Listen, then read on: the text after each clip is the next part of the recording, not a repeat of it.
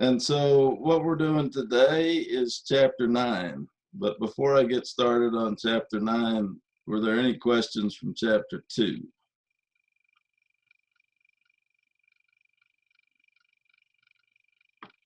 All right, let's look at chapter 9. So let me close this out.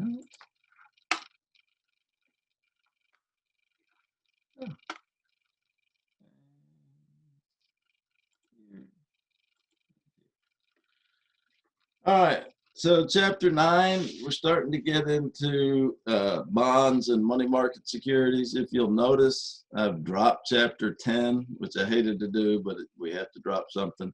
We've covered a lot in bonds in 361, and so chapter 10 is sort of a lot of that same stuff that I cover in 361. I'm assuming other teachers do as well. It just kind of is a little bit more in depth. But we've got to do some give and take. There's some other material I want to cover that's more that I felt was more important. But chapter 9 is something that we don't talk about in 361. It's short-term securities. It is, in fact, let me go back here just a second. If I'd stop that,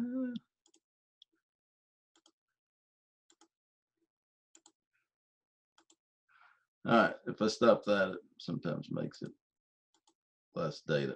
All right, so what chapter 9 is we're looking at money market securities. Money market securities are a subset of fixed income securities. They're what's called pure discount securities. Why are they called pure discount securities? Because they have no coupon payments. They typically pay only the face value at maturity. Okay. Now, the weird thing is back in the day before we all had calculators and phones and stuff, people had to do a lot of the math in their heads. So with pure discount securities or money market securities, they needed an easier way to come up with quotations for them. And that kind of gave you like not an exact answer, but pretty close. And so what they did is they quoted on what's called a discount basis. Okay. And a discount basis is just a way that they quote things. And what we'll see is we're going to have to eventually make some sort of modification to that discount basis so that we can have an apples to apples comparison to other fixed income securities. And other fixed income securities are generally quoted on an annual rate with semi-annual compounding, but if nothing else, more in terms of a nominal return. Okay. The other thing about fixed income, just terminology, is something called a basis point. Okay.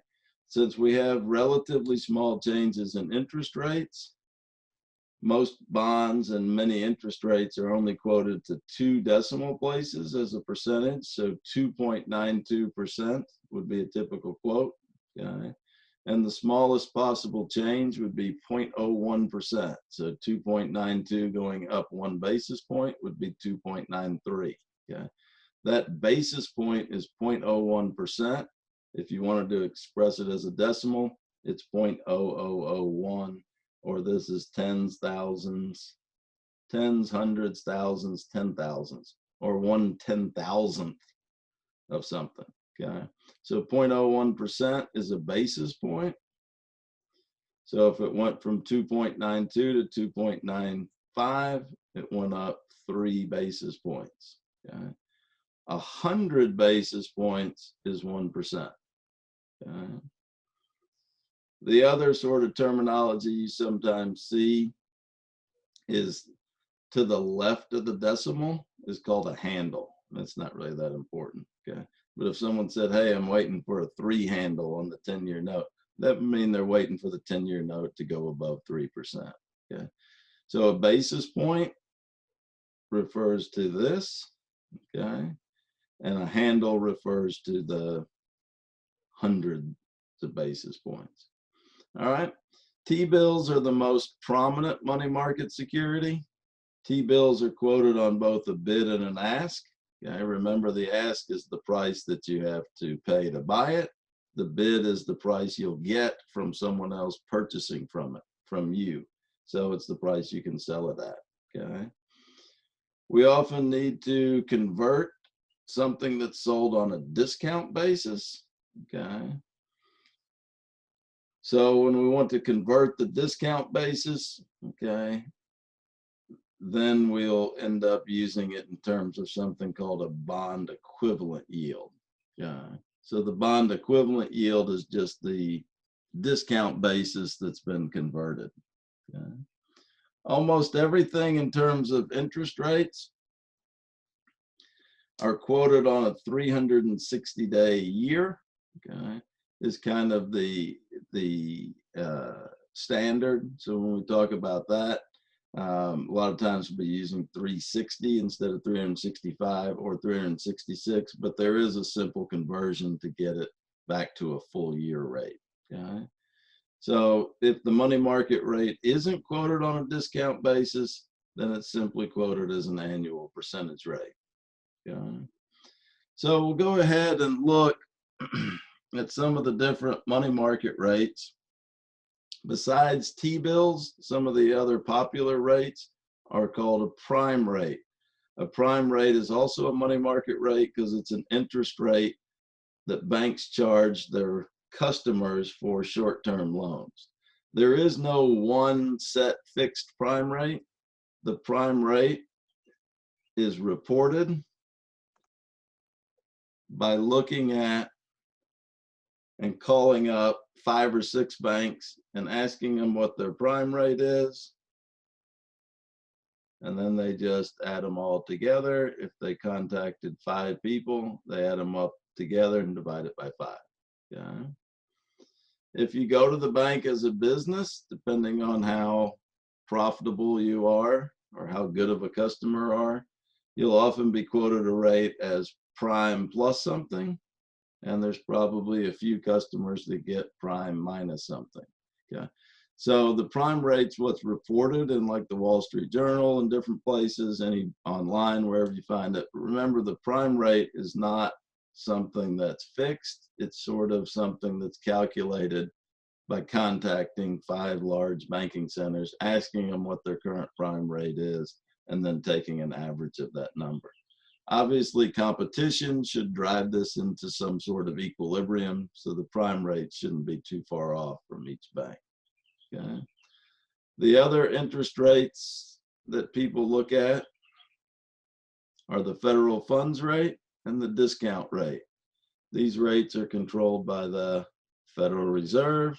The federal funds rate is controlled by the Federal Reserve through the money supply. And so when we talk about the Fed raising or lowering interest rates, it means they're setting a target for the federal funds rate. And they're pretty good at getting it close to the target. Okay. The actual rate that the Fed controls, which most people don't use because there's kind of a stigma attached to it, is called the discount rate. Okay. These are often very close together. Okay. The discount rate is the actual rate that the Federal Reserve sets, and it's set for any bank that can't interact with other banks and needs to go to what's called the discount window at their Federal Reserve Bank, and the Federal Reserve will loan them money for overnight loans to meet reserve requirements. Okay. Another short-term interest rate that's people like to look at is something called the call money rate. The call money rate is the rate at which the loans, the rate at which the banks would lend money to a brokerage house for margin transactions. Yeah. Now remember, these transactions are pretty secure. They may be even more secure than like a car loan, certainly more secure than car loans and home loans, because cars can depreciate in value, but in this case, banks are willing to lend money to brokerage houses because the securities are being used as collateral in a margin loan. So the securities themselves, the people are buying on margin or short selling, the securities themselves have value, and if they're liquid, you're going to get your money back. Plus, remember, not only was there an initial margin, but there was a maintenance margin. The maintenance margin minimum was 25%, but could be as high as 30%. Okay? So these are considered pretty safe loans. So this is a rate that people look at in terms of what would be a super safe loan that banks are lending money out, and they look at that call money rate to kind of get an idea. Commercial paper. May I ask, what do you mean by a margin loan? What kind of Margin loan? loan. Yeah, Okay. margin. So that's from chapter 2 that we just did. Let me get some blank space. So remember when the guy was going to buy 100 shares of XYZ? It's currently trading at, let's say, $30. And let's just set up an initial margin of 50%.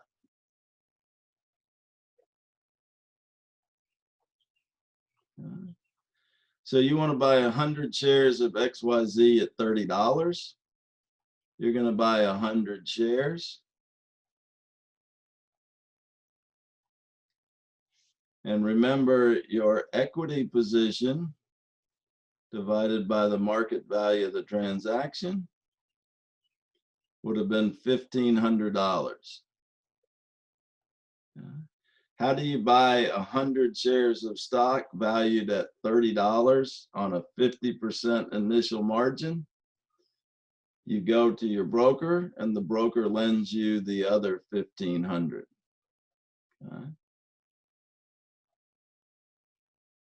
So that's your liability, is the $1,500 loan from Merrill Lynch. Where does Merrill Lynch get that money? From a bank, from someone else. Okay. And then they loan it to you.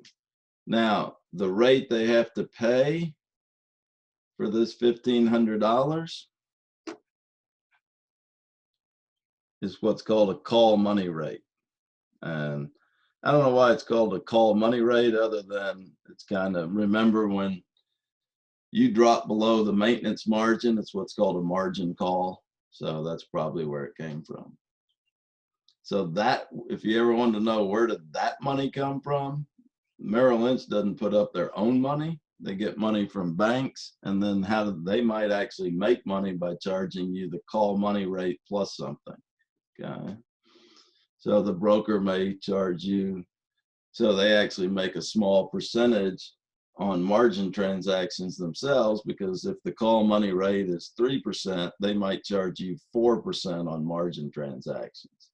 And if Merrill Lynch charges you 4% on margin transactions, but they can themselves borrow money at 3%, then they automatically make 1% just while you're using their money. Does that kind of make sense? Yeah, thank you. Okay. All right. The other kind of short-term rates that people are interested in is something called commercial paper. Commercial paper is when companies need to manage accounts receivables and accounts payable. They may need short-term capital for liquidity. And so instead of borrowing from the bank at the prime rate, okay, or prime plus, GE might just go out and issue commercial paper and cut out the bank middleman. Okay. Other possible rates are large CDs. These aren't like bank CDs that you and I buy. They're large certificates of deposit, usually for denominations of 100,000 or more, but they work basically the same rate, same way. Okay. Banker's acceptance is another rate that we look at sometimes. The banker's acceptance has to do with transactions that involve usually accounts receivable and accounts payable. And so it's another way to kind of fund some of that. One of the biggest rates that gets quoted is something called LIBOR. Okay. LIBOR is the London Interbank Offer Rate. Okay.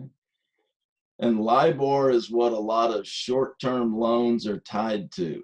Okay.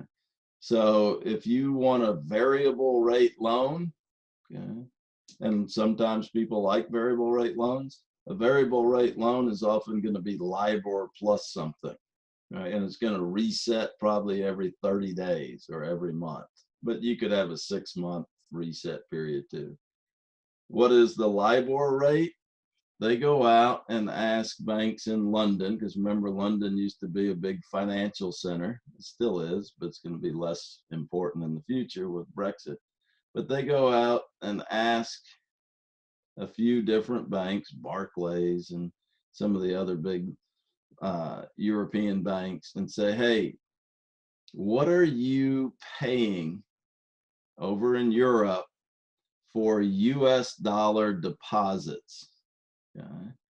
So remember, if you have international transactions, there may be someone over in Europe that needs dollars to buy airplanes or needs dollars for oil, things, commodities that are typically priced in dollars, or they may need dollars for something else. And so they may contact their bank and say, hey,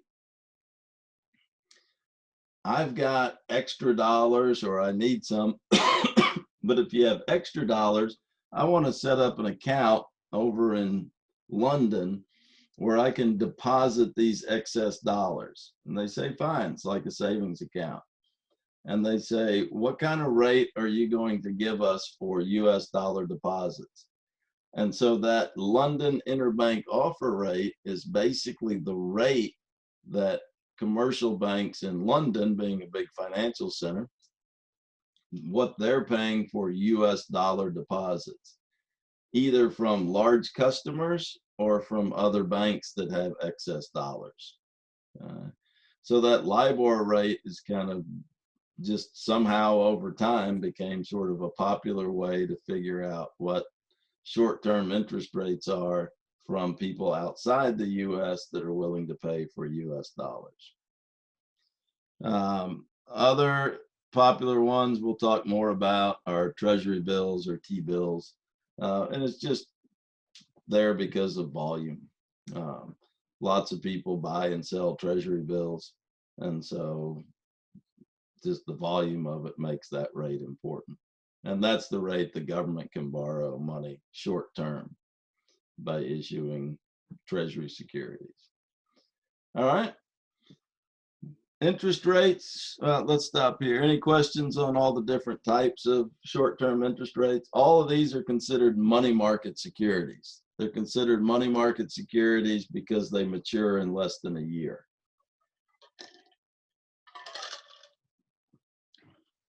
And it mostly depends on volume. All right, so let's see how these work.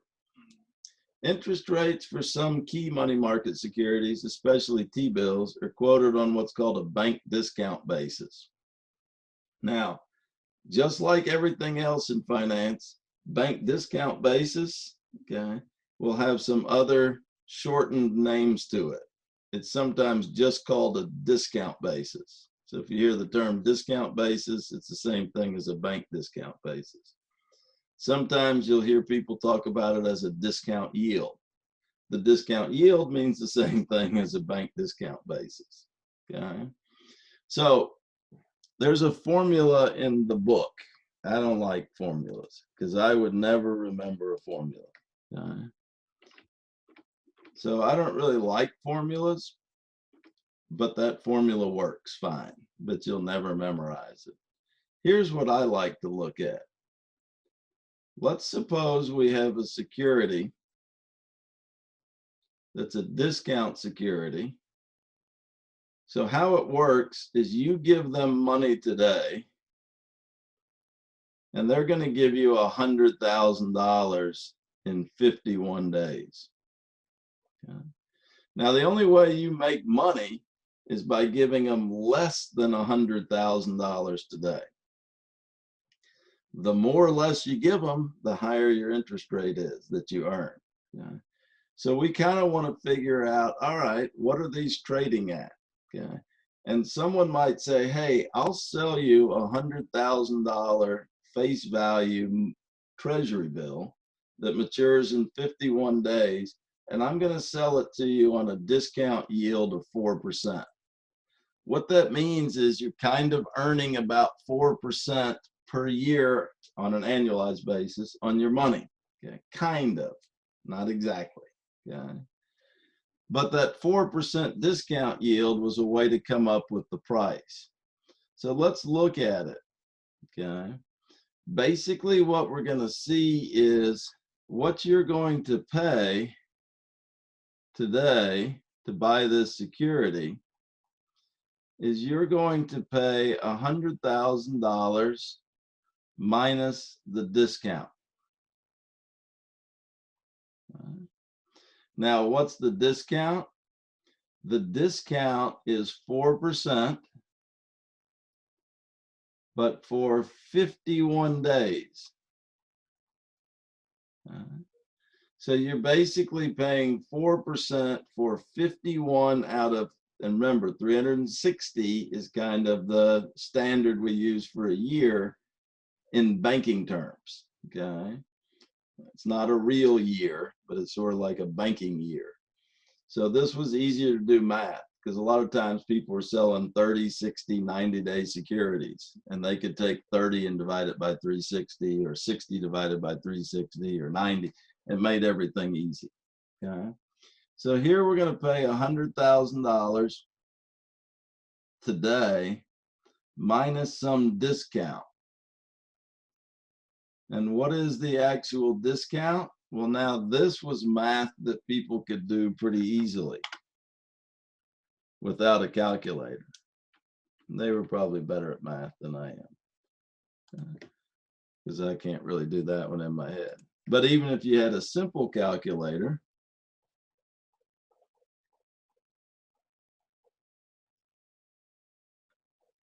this is the discount. So take $100,000 times 4% times 51 divided by 360. And basically the discount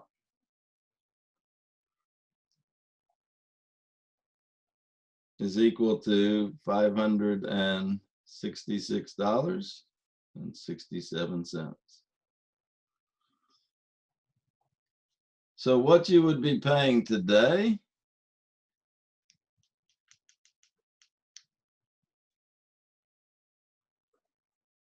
is $99,433.33. Yeah. So if you wanted to buy a $100,000 face value security that matures in 51 days, and someone was telling you they were selling it to you at a 4% discount, it doesn't mean you're saving $4,000. Okay? It means that you're buying it for 4% on a bank year, which is 360 days. Okay. So it's 4% annualized, but it's only for 51 days. So what you can remember then is you can now calculate the discount. Okay. And people would be able to do it in their head because they knew, hey, 100,000 times 4 is $4,000. But if it was, say, 30 days, they could take 30 divided by 360, which is 1/12. And people kind of knew back then what 1/12 was, 0.0833%. And so they could kind of do it in their head. Even if they had a simple calculator, they wouldn't need to do time value of money. They could use a simple calculator. All right. Any questions on how to find the price given a discount yield? Like I said, I don't really, you can use the formula, but this sort of is a much easier way to think about it permanently.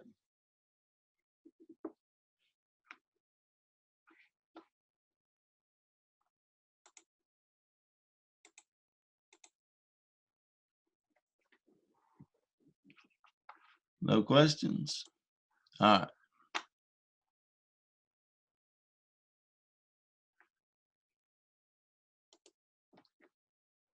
let's go ahead and look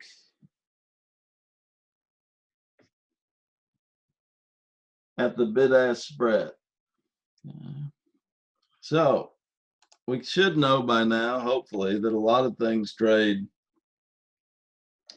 on a bid-ask spread. Normally what we see is the bid rate and the ask rate. And normally in dollars, the ask rate is going to be much higher than the bid rate, because this is the rate that you buy at, and this is the rate that you can sell it back to someone for. That is always true, except when we're talking about yields. Okay, remember, yields and prices are inversely related. So with money market securities and T-bills particularly, okay, then if we're looking at something that's in percentage term,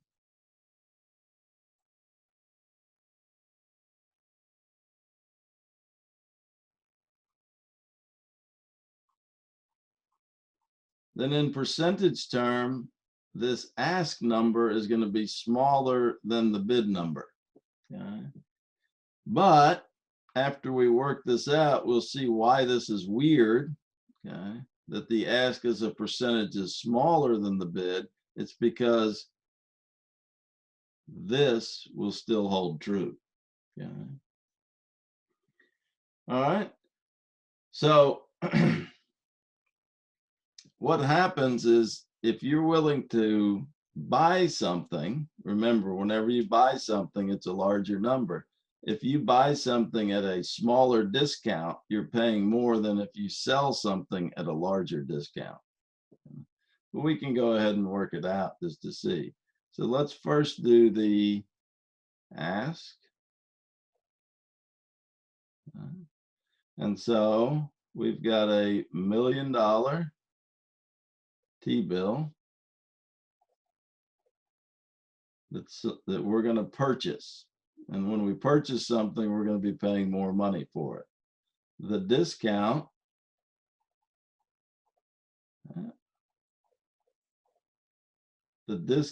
is 0.0002 or 0.2%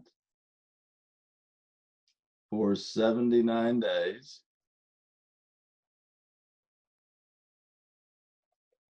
Off of $1 million. So I can take $1 million times 0.0002 times 79 divided by 360. And the discount in dollar terms is $43.89.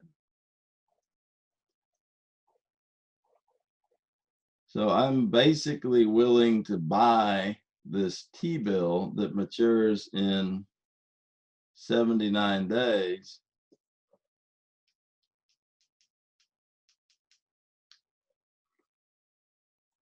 and I'm going to end up paying $999,956.11.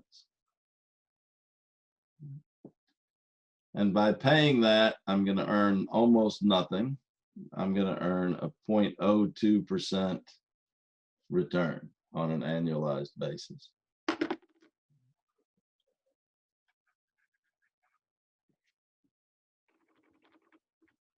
So if I wanted to buy a T-bill, that's the price I can buy it for. Now, if I wanted to sell a T-bill, the bid was 0.028%.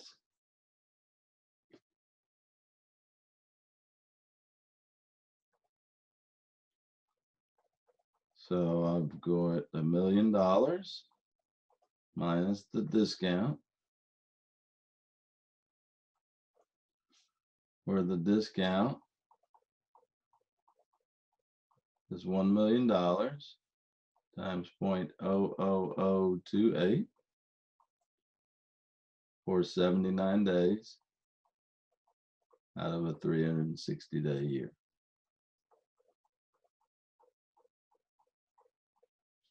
Okay. So mathematically, 0.00028 times 79 divided by 360 times $1 million.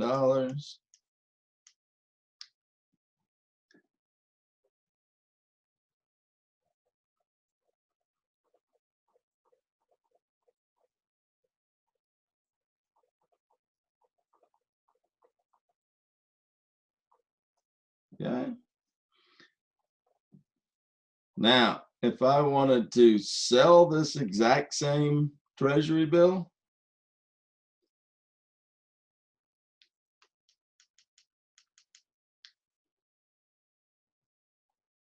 I could sell this exact same treasury bill for $999,938.56. So you can see, even though the ask yield is smaller, the price is larger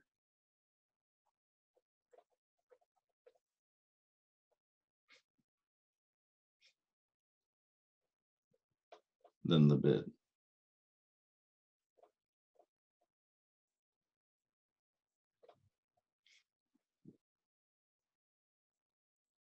Oops.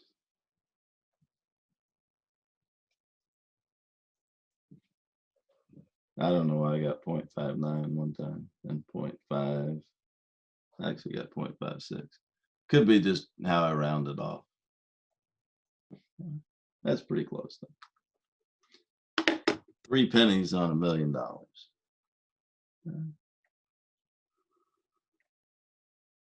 right. Any questions on looking at the ask yield versus the bid yield? Remember, a smaller ask yield will result in a larger ask price, and a larger bid percentage will result in a smaller bid price.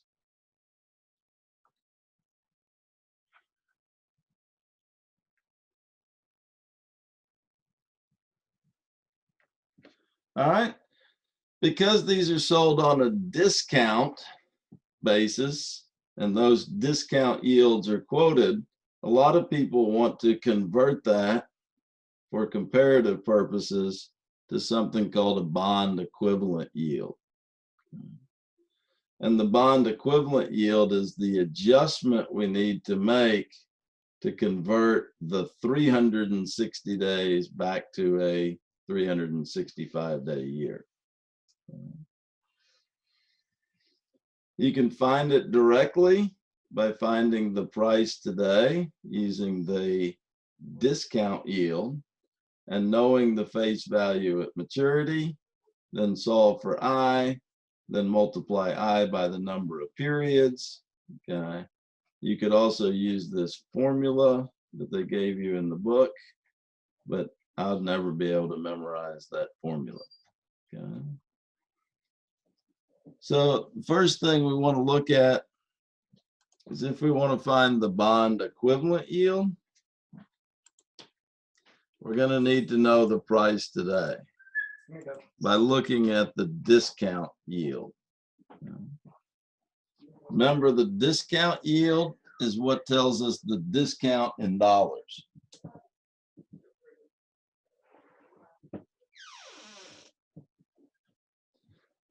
So what we should be able to see is if it's selling at a discount yield of 5% for 45 days,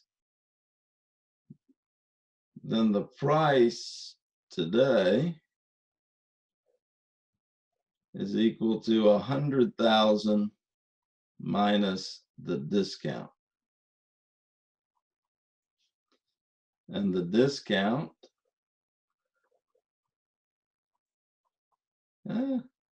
not that.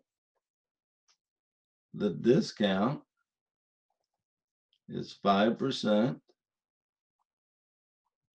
for 45 out of 360 days of $100,000.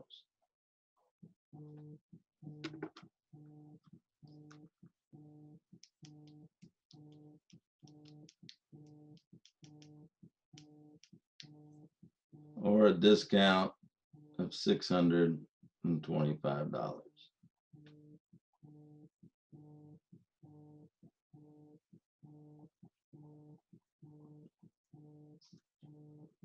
Which would give us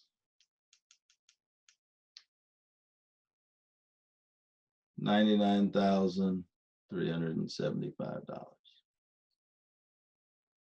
So remember, the discount yield is used to calculate the discount in dollars, which is just subtracted from the price to find the price today. So once we found the price today at $999,375, then we can go in and figure out what the interest rate is.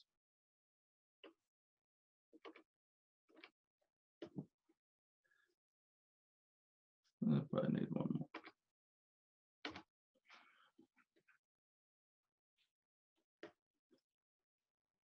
So in this case, knowing that we paid $99,375 and one period later, which was 45 days, one period later, we're going to get back 100,000.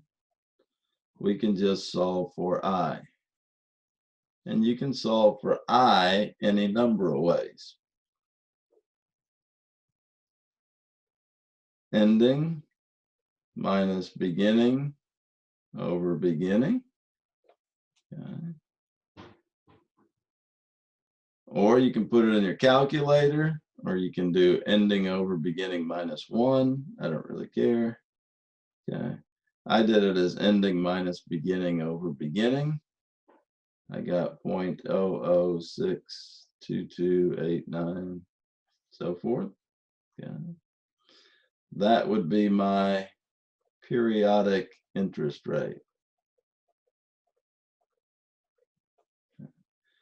Now remember, the nominal interest rate is equal to the periodic interest rate multiplied by M, where M is a multiplier.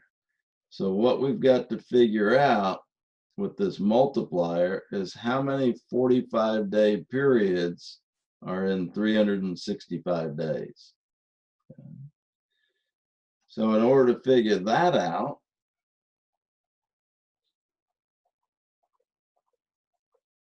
we're just basically asking in a 365, or if it's leap year, 366, how many 45-day periods are there? Okay.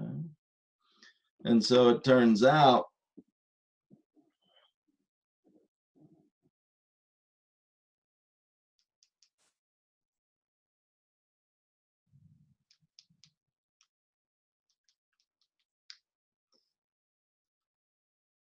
that there are 8.11 45-day periods in a 365-day year. So that becomes our multiplier.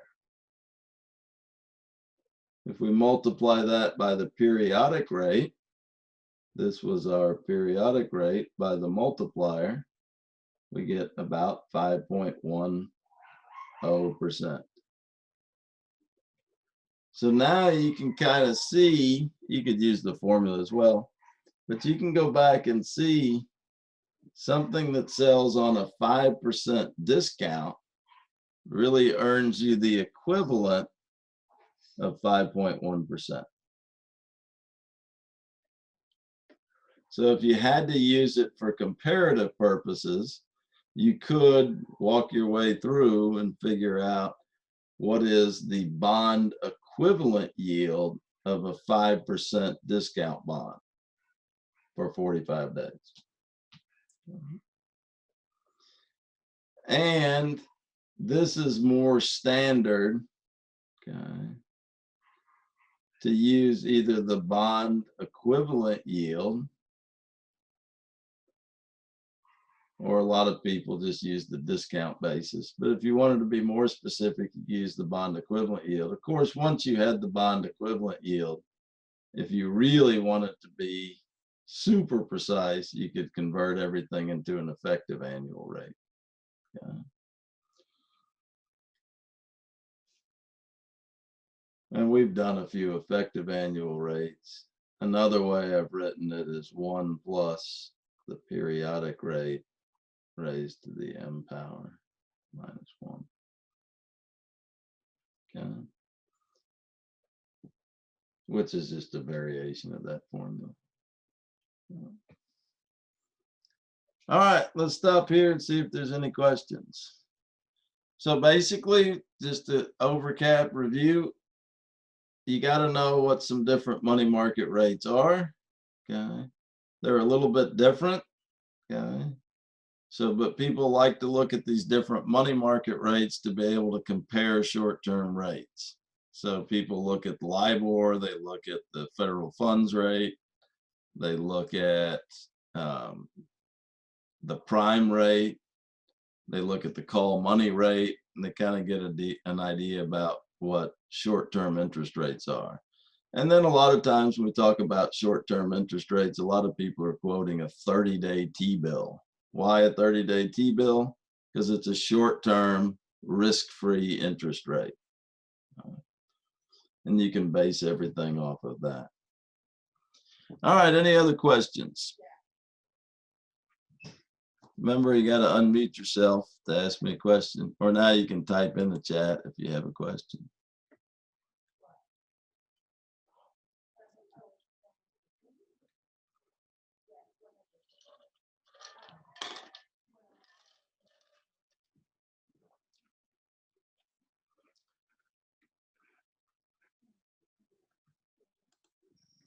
All right, the last thing in this chapter, it's not really related to money market rates, and you probably see it in other classes, and I debated about taking it out, but I can't. I mean, I could, I don't want to. Now we're looking at something called treasury strips, and we're going to get an idea about the term structure of interest rates. What that means is looking at how interest rates vary over time. And what sort of implications does that have? And a lot of times people will take a shortcut and just use treasury bonds to develop a yield curve. But if you want to do it the right way and be more precise, to be more precise, people use what are called treasury strips. And they'll look at treasury strips as a way to figure out interest rates over time. What's a treasury strip? A treasury strip is just someone who bought, let's say, $100 million worth of treasury bonds. And maybe they bought $100 million worth of treasury bonds that mature in 10 years. These treasury bonds will pay a semi-annual coupon. So they bought $100 million worth of these. And every 6 months, they're going to get a coupon payment. Okay. If it was a 5% coupon bond, they're going to get $5 million a year, or $2.5 million every 6 months. And so they'll have all these coupons and this final principal of 100 million. And what they're going to do is separate out each one. They might take that first 2.5 million and they'll give it a new CUSIP number. The CUSIP number will then be allowed to resell it under a different identifier. So they may break these out 2.5 million. They might break them out and divide them up into thousands. And so they might have 2,500 treasury strips that they sell. And these treasury strips would have a maturity of 6 months. And then they do the same thing for the next set of coupon payments that come in. And so all they're doing is taking each one of these cash flows, and in a 10-year security, they would have 20 separate bonds that they resell. Okay. So it's kind of like, I guess, the drug market. You buy a kilo of something and divide it up into grams or whatever it is. Okay. And that's what they did here. You buy a big bulk of something and then separate out each one, except this one's legal. Okay. And so what happens is that if you use a 10-year treasury bond, then you also worry about these coupons. But if you look at treasury strips, you get basically a 0 coupon bond, okay? And you can buy in smaller quantities these 0 coupon treasury securities that are basically just the payments made to someone else who bought a big giant bulk of them, maybe 100 million, and then resold them. Resold each strip or each part of that coupon payment. Okay. Treasury strips are always quoted as an annual percentage rate with semi-annual compounding. Okay. The prices are always stated per $100. Okay. You can divide it up into any denomination you want, but the prices are per $100, which must be the minimum that they sell them in. Okay.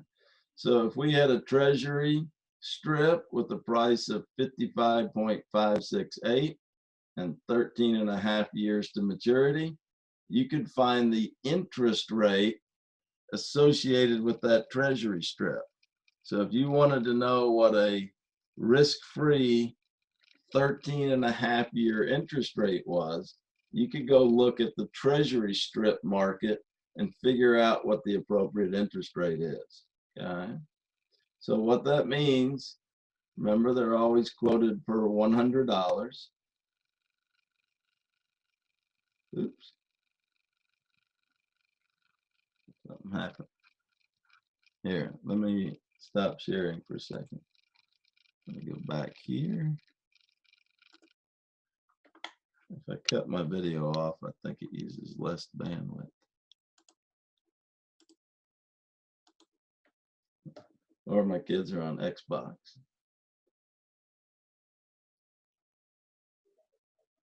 All right. Let's go back here. Okay. Let's see if this works. All right. So we've got 13.5 years, which is 27 6-month periods.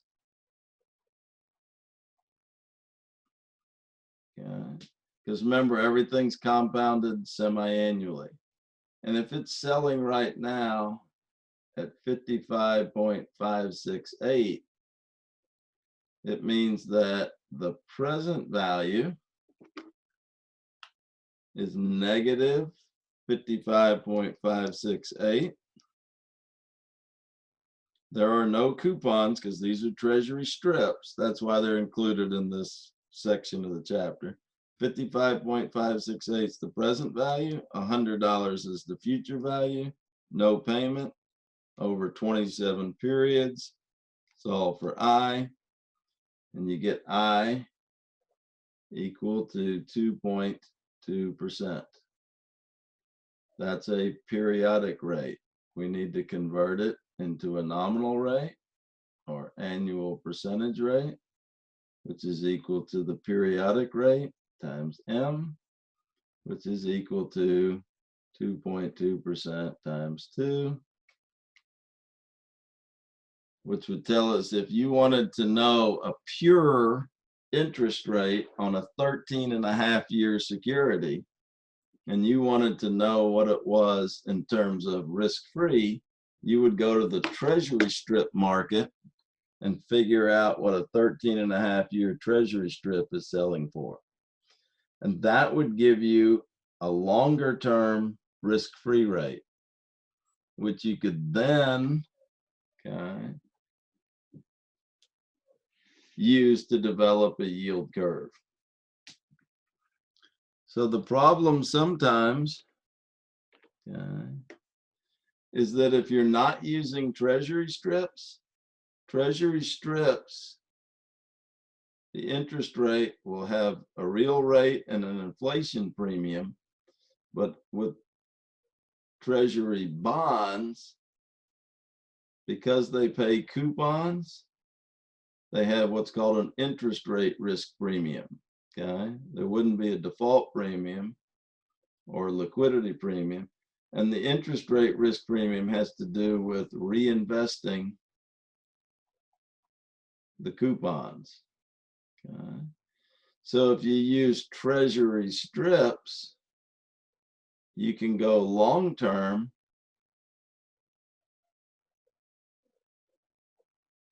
with no coupons.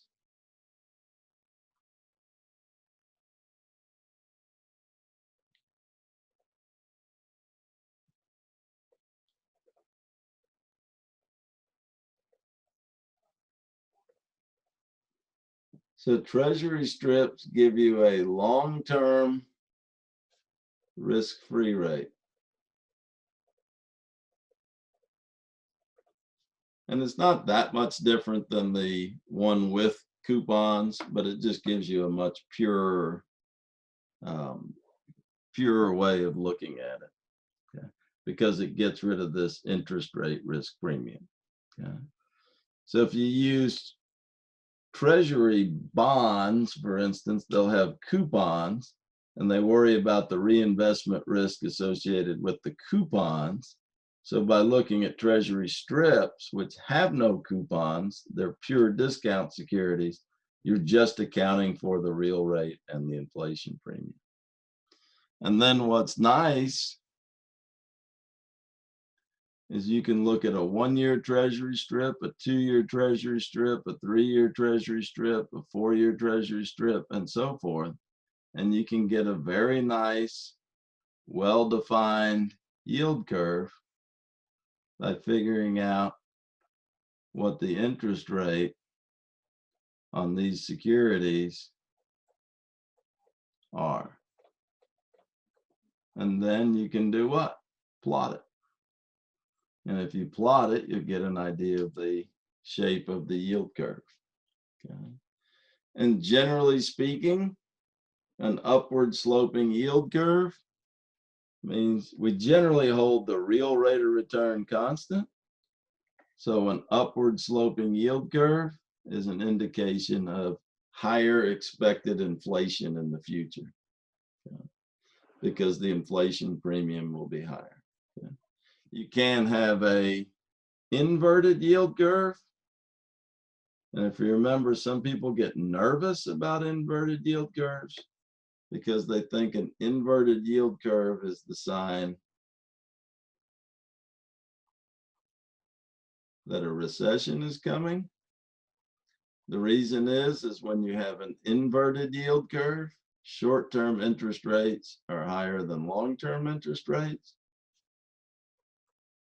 And it's a sign that inflation is expected to decrease in the future. And guess what? When you have inflation expected to decrease, a lot of people assume inflation expected to decrease is going to be due to lower demand for items and hence less economic activity, hence recessionary indicator. All right, look at that. We got through a lot of chapter 9, the whole thing. Any questions so far? Does it kind of make sense?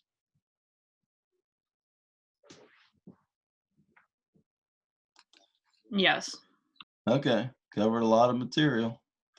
All right, you want to work some problems from chapter 9? Might as well. Got 15 minutes.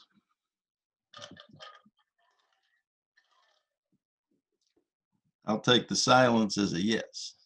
No one said no. All right. Let's look and see.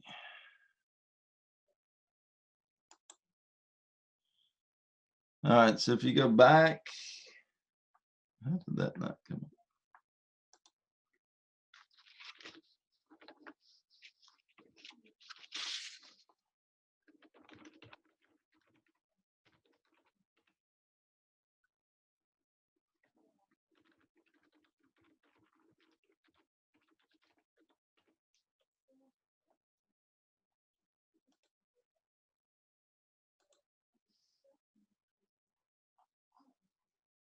All right, so what I'm pulling up right now is Chapter 9 homework solution. If you want to look at it, I'll give you a second to look at it. It's just going to be problems from Chapter 9. It says Chapter 9 homework solution. And if you want to see what page it's on, it should be on page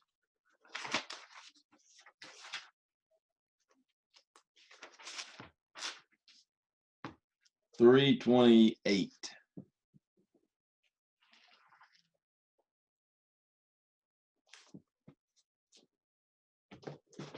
So I'll give you a second to find it.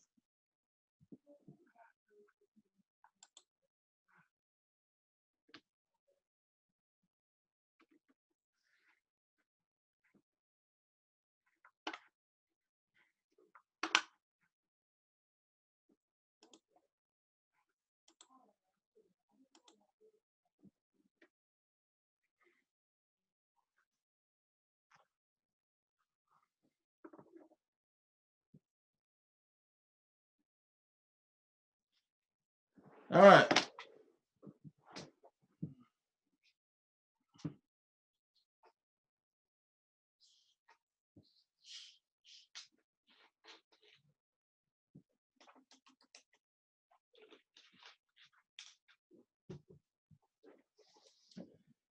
All right, so looking at the first one, it says, what's the price of a treasury strip with the face value of 100 that matures in 10 years and has a yield to maturity of 3.5%?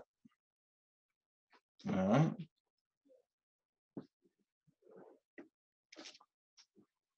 We've got a face value of 100.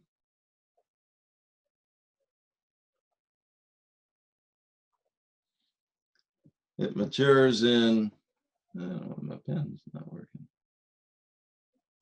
Let's see if I can download it.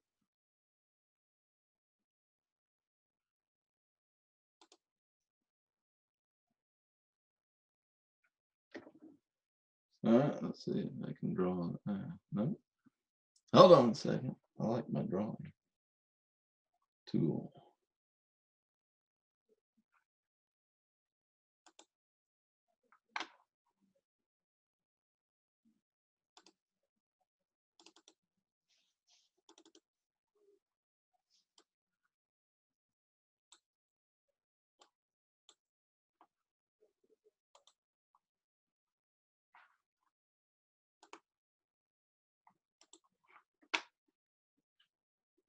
All right, are you seeing the screen?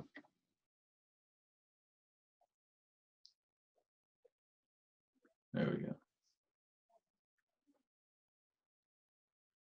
All right, so you got $100 face value, matures in 10 years. It's a treasury strip. That means there's 26-month periods from now. Are we supposed to be able to see you writing? You can't see my writing? I can't. No. Really. Dang it. Hold on, let's try it again. All right, I'm gonna close this one out and this one out.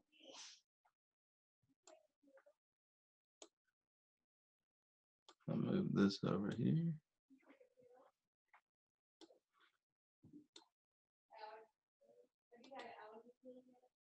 How about now? Can you see anything?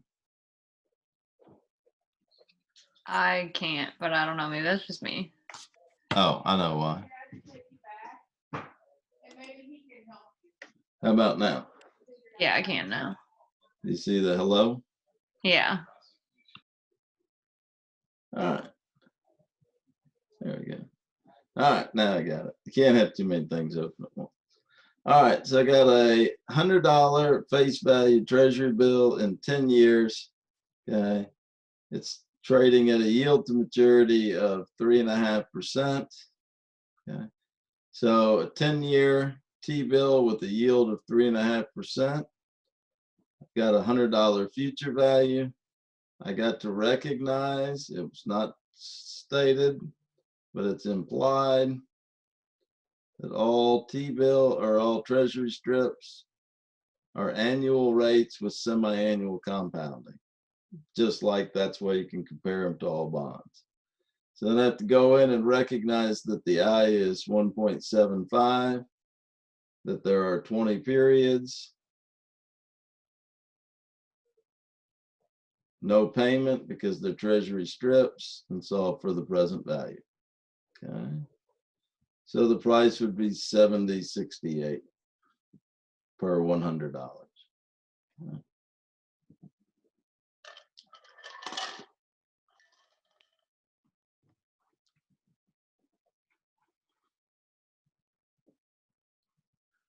All right, if we look at number 3, number 3 is we got a treasury strip that sells for 90.875. Again, it's implied that it's per $100.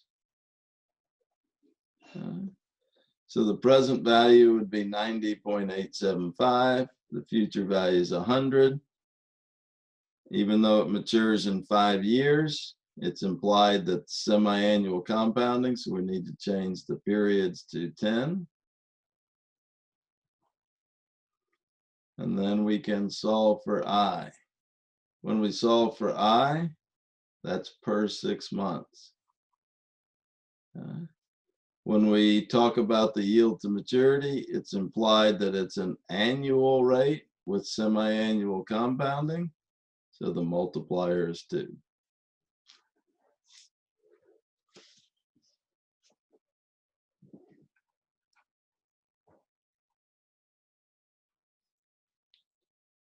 All right, let's look at number 7. That's probably all we'll have time for. But let's look at number 7. What is the price of a T-bill with 56 days to maturity with $1 million face value, and it's selling at a discount yield or quoted at a discount yield of 1.15%?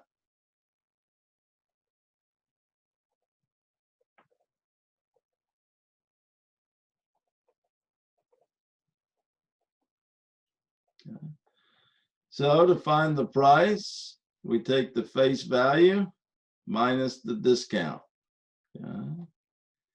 How do we calculate the discount? The discount is taken by the $1 million. Okay, we're going to turn it into a dollar amount.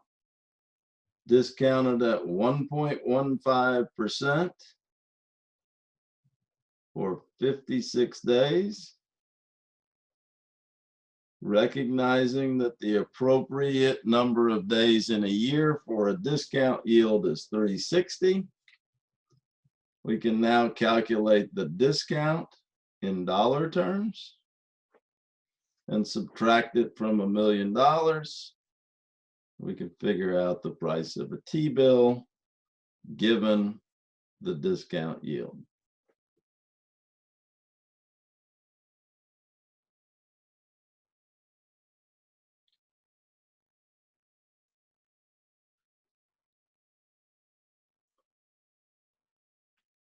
So once we find the price given the discount yield, we can actually